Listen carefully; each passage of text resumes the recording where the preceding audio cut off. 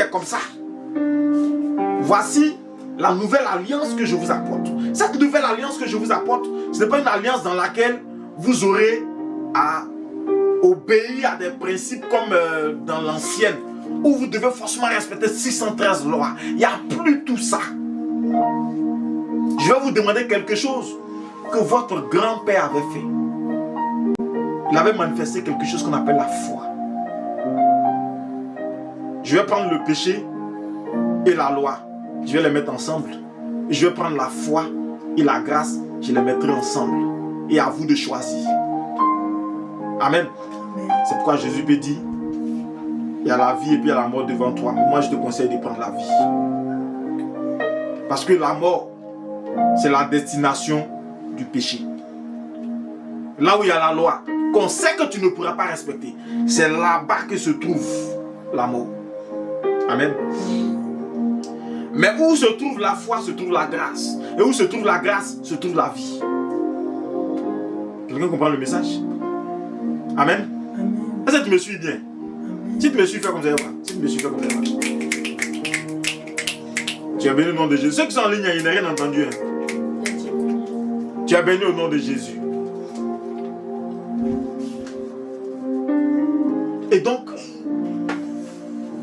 quand on prend Genèse chapitre 1, il dit au commencement, Dieu créa les cieux et la terre. Et tout ce que vous allez lire à la suite, dans tout ce passage de Genèse chapitre 1, il est dit, Dieu dit, Dieu dit, Dieu dit, Dieu dit, Dieu dit. Donc en clair, c'était quand Dieu disait quelque chose que la chose se créait. Donc c'était une parole qui créait les choses en fait.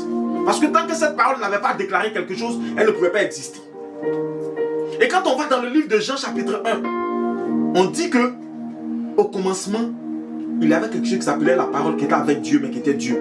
Et c'est par cette parole-là que toutes les choses ont été créées. Mais cette parole a été faite chair. Ça fait un peu bizarre. Et donc, pour résoudre ce problème, Dieu va dire, bon, non seulement, quand vous mourrez, venez même pas vers moi, parce que vous êtes trop pécheurs, mais il faut bien que vous puissiez venir vers moi, parce que vous êtes quand même la création la plus aimée. Vous êtes la chose que j'ai le plus aimée dans toute la création. Donc, je donne mon fils unique, c'est-à-dire en moi-même, une partie de moi va venir vers vous, mais en tant que le fils, envoyé par le Père, venant du Père, sortant du Père, afin que quiconque l'accepte. Amen. Quoi ici c'est ça, hein?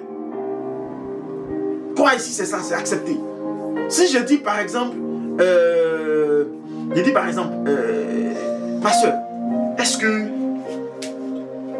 tu penses que ce soir je peux te donner 10 000 euros? Et puis tu me dis, oui. Et puis le soir, tu viens t'arrêter pour attendre tes 10 000 euros. Ça veut dire que tu as accepté ce que j'ai dit, n'est-ce pas? Mais si je dis et puis tu fais, là il peut me donner 10 000 euros. C'est que tu n'as pas cru, tu n'as pas accepté. Voyez un peu. Et tu ne viendras même pas le soir venir voir si je te donne 10 000 euros ou pas. Voyez un peu l'exemple. Donc, quiconque quoi, c'est-à-dire celui qui l'accepte, tel qu'il est venu là. S'il est venu en comment on dit, manchot,